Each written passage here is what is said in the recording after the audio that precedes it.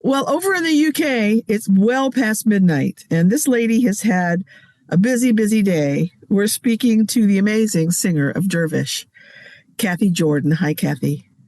Hi, Cindy. How you doing? I'm doing good. How are you doing? What kind of day was today for you?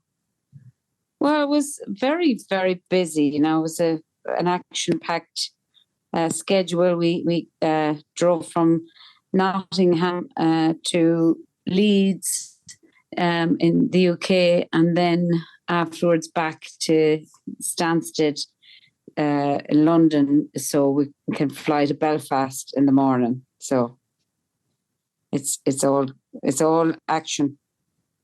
People think that touring is so glamorous, but not Well, always. Let me at them. Let me at them. I'll put them straight, Cindy. I mean, there's about an hour of glamour, and all the rest of the hours of the day are far from glamour. You're from the Sligo area, correct? That's correct. Well, I'm from a place called Roscommon, which is in Connacht, in the province of Connacht.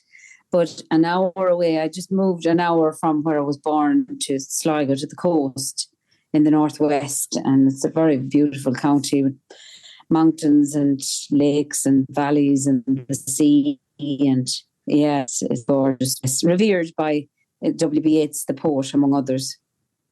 It seems like almost every family in Ireland is a musical family. What was yours like? Absolutely. Oh, yes. Mother, father, brothers, sisters all sang. It was the rambling house of the area. And if there was going to be a party anywhere, it's going to be in our house. And that's the way I remember it from my earliest childhood memories, right up until, nobody lived in that house anymore. So yeah, I mean, so lucky. That the Irish pastime was to sing before we got the televisions and so forth. Everybody loved to sing, and that's how we passed the time. And that rubbed off on me, and I brought it around the world. You sure did. The band has been together. Dervish has been together for 34 years. 30, yeah. Well, 89, 1991, 92. Yeah. The time is creeping up now. I mean, we never thought when we started we'd be together this long, but there you go. It's like a marriage. Only I'm married to 5 men instead of 1. It's like a traditional Irish polygamy. And you all play music. There's a lot of bands who are together not nearly half that long and who change members of the band all the time. But you guys, you've stayed static for most of those years. That's pretty darn amazing. We started off with, there's 5 members of the band still in the band. And there was a fiddle player from Donegal, Martin McGinley, who was exchanged for another fiddle player who was exchanged for another fiddle player. So the fiddle player changed, but the band didn't. So the new the band.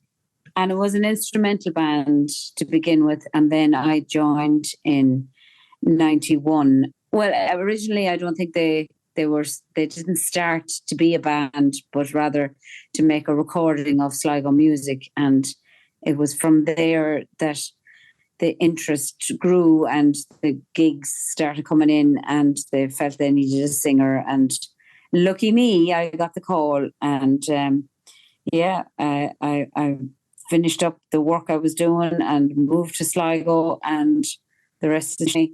Well, the rest has been great history, for sure. I don't know what they would have done without you, let's face it. Well, it's funny, I met last year, I was in Seattle, and the man, to get from Longford, where I was living at the time, to Sligo, I was hitchhiking with all my goods and my gear on the side of the road, and I hitchhiked. And the guy that gave me that lift was at a gig of ours in Seattle just last March. I couldn't believe it.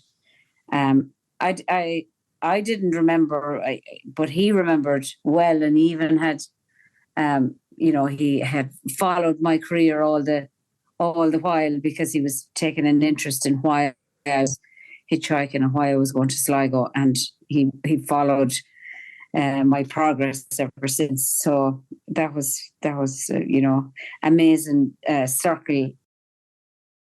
To have met him again was that fateful day. That's a sweet story. That's beautiful.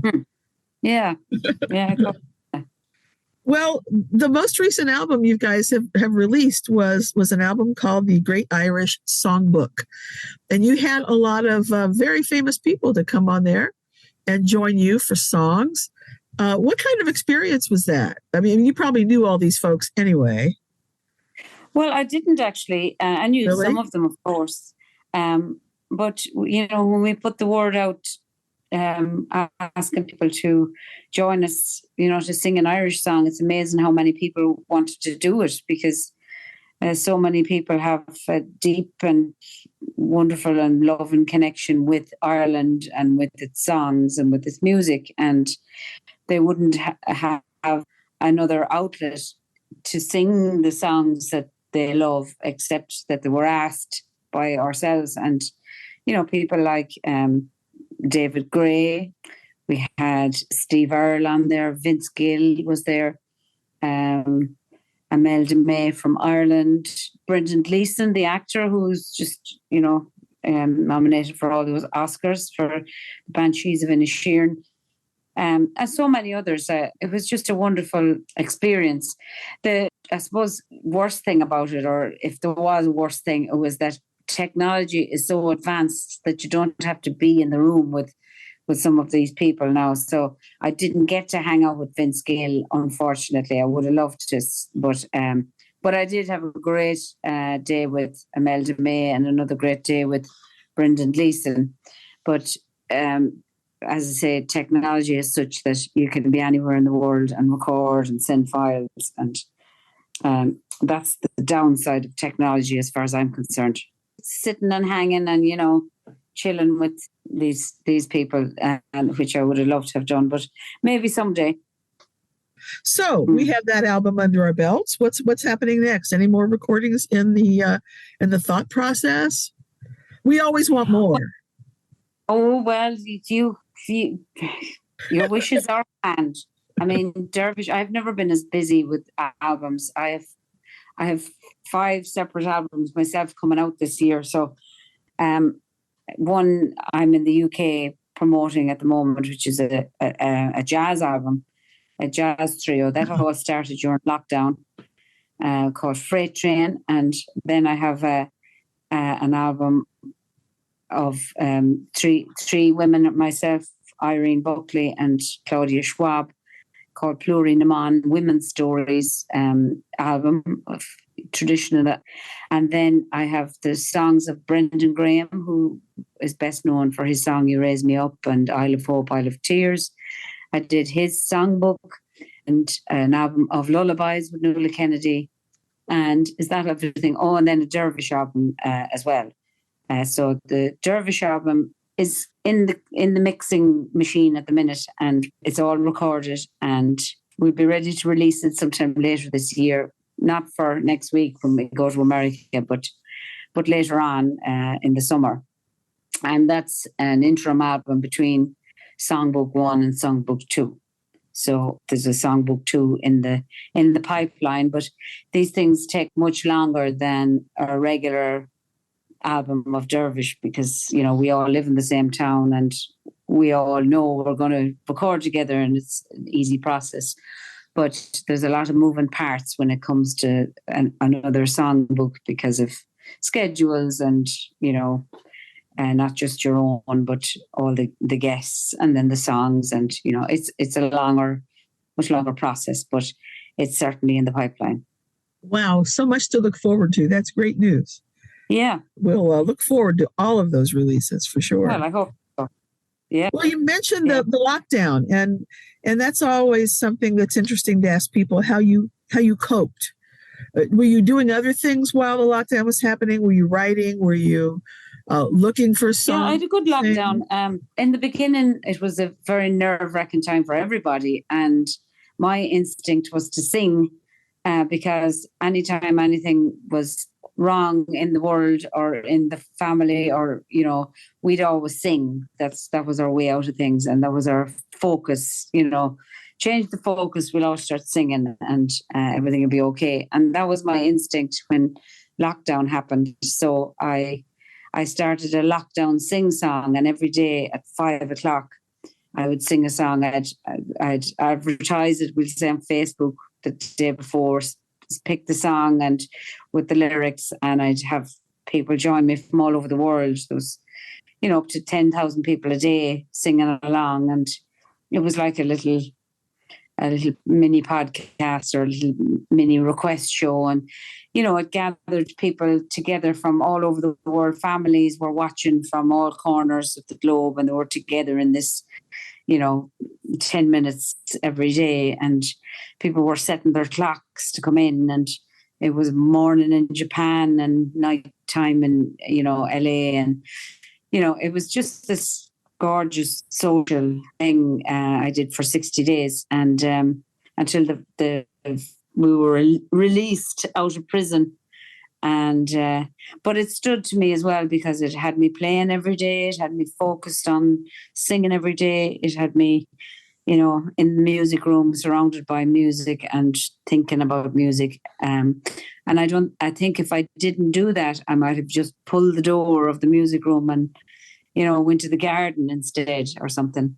So it just gave me a focus, and it was just a wonderful experience. And ever since, I'm meeting people who say, you know, thanks so much for those 60 days. You know, you helped us so much, and that's lovely to hear.